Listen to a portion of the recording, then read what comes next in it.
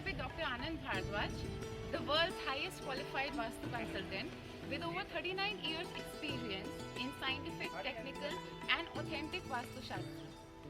I welcome all the viewers to the new professional and complete series on Scientific Vastu program.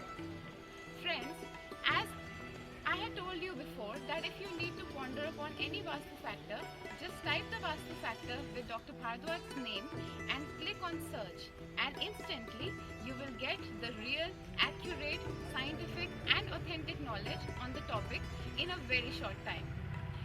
He has been to many countries worldwide for giving his Vastu expert advice on commercial and residential Vastu. It is very easy for any Vastu consultant to advise on making a building on a new plot as per Vastu bylaws. But what about the already built up houses and commercial complexes?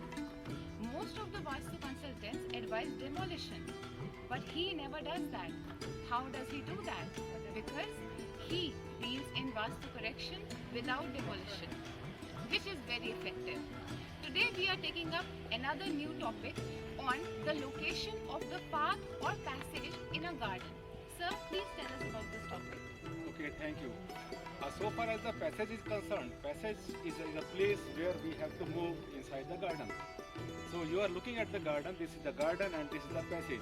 In fact, the passage was built up somewhere else. It was located in south or west direction, but south and west directions are not compatible as per Vastu, because if the passage is located in east or north, then only we shall be able to have the heavy area in south and west.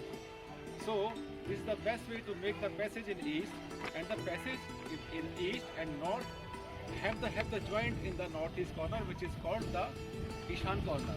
And the joint of two passages in northeast at Ishan corner is a very comfortable as per Vastu, because it is the way from where the positive direction shall move inside the premises. So as you are looking that we are making certain changes in the passage, we are moving from south and west to north and east. With making all these changes, we shall be able to do one thing more, which is very comfortable. We won't be able to construct anything on this passage. In that case, the north and east shall remain vacant, and it shall be light. It shall be clear, and there shall be no obstruction. There shall be no cluttering in this area. So if we are able to, we succeed to get east and north as low as possible, as clean as possible, and as open as possible, automatically the positive vibration shall move inside the premises.